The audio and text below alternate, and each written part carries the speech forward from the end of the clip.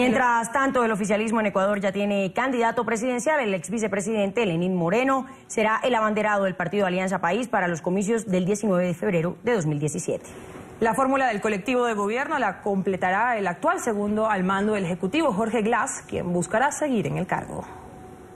La revolución ciudadana va a continuar y creemos que el mejor ecuatoriano para guiar la siguiente etapa de este proceso político es ese increíble ser humano Lenín Moreno Garcés.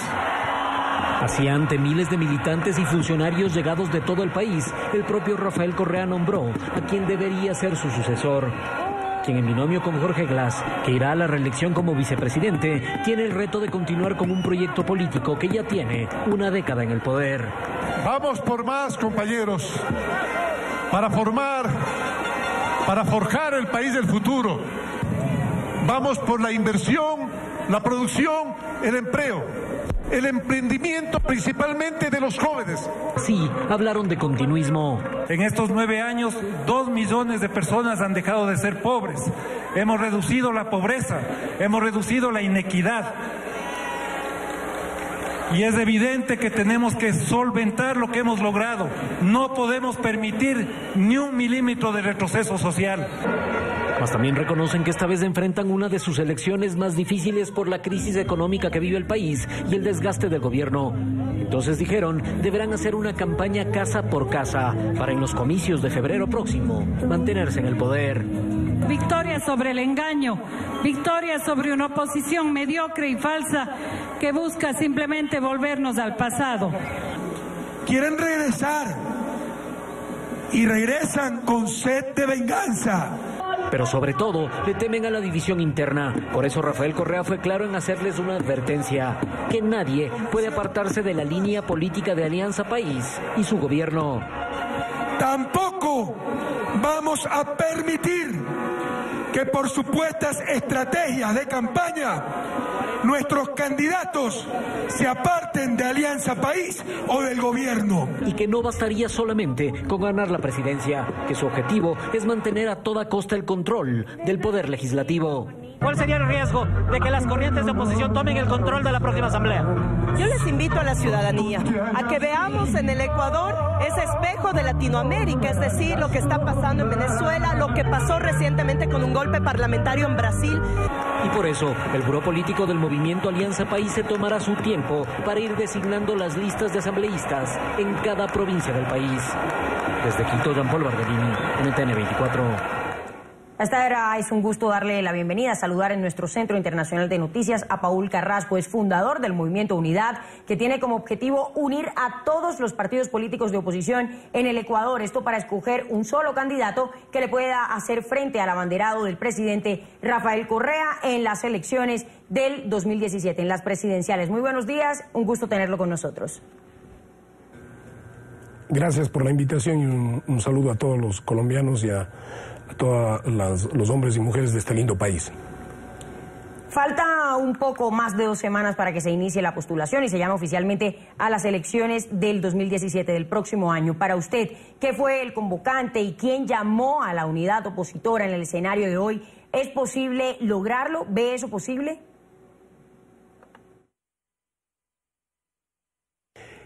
Creo que cada día los escenarios van mostrando que priman más los intereses individuales y los intereses de grupos que los intereses del país. Sin embargo, es necesario desarrollar una propuesta en torno a una candidatura fuerte que genere gobernabilidad, porque el tema no solo es ganarle al correísmo, sino el punto pasa por lograr una agenda de gobierno que saque de la crisis económica al Ecuador y que además desarrolle una propuesta de políticas públicas que generen en equidad y justicia. Por eso es la idea de la unidad, pero también la unidad en términos de una moratoria política, por lo menos de 2 años, en el cual todos desarrollemos un proceso de apoyo a una propuesta del Ecuador y no de un candidato o de un grupo.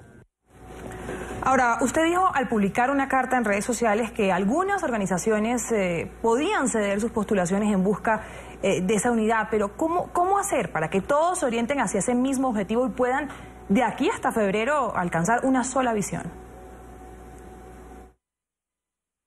Mire, los sondeos en las encuestas son claros. Encabeza con porcentaje el ex vicepresidente de la República, Lenín Moreno, luego está Guillermo Lasso, luego Cynthia Viteri y quien le habla, Paul Carrasco, que básicamente hay un empate técnico con Cynthia. En ese marco, nosotros lo que creemos es que hay que dar paso a una propuesta que unifique por lo menos a los 3 candidatos que no somos oficialistas. Y en esa línea, el planteamiento es que busquemos fortalecer la unidad dejando de lado los intereses, pero sobre todo con transparencia y buscando la posibilidad de que la gente en el Ecuador retome la confianza en quienes hacemos política, pero dándole transparencia y siendo incluyentes con todos los actores.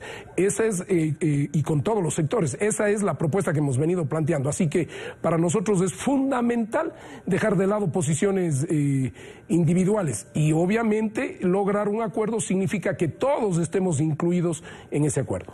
Claro, Lenín Moreno, usted lo mencionaba, que ya fue anunciado ayer por el oficialismo como ese candidato presidencial. Ahora, la elección en Ecuador se hace a 2 vueltas. Si no hay una mayoría absoluta en la primera, en el escenario de que varios candidatos opositores se presenten y uno pase al balotaje con el candidato oficialista, ¿hay una posibilidad de algún pacto para lograr un respaldo total de las organizaciones políticas contra Alianza País?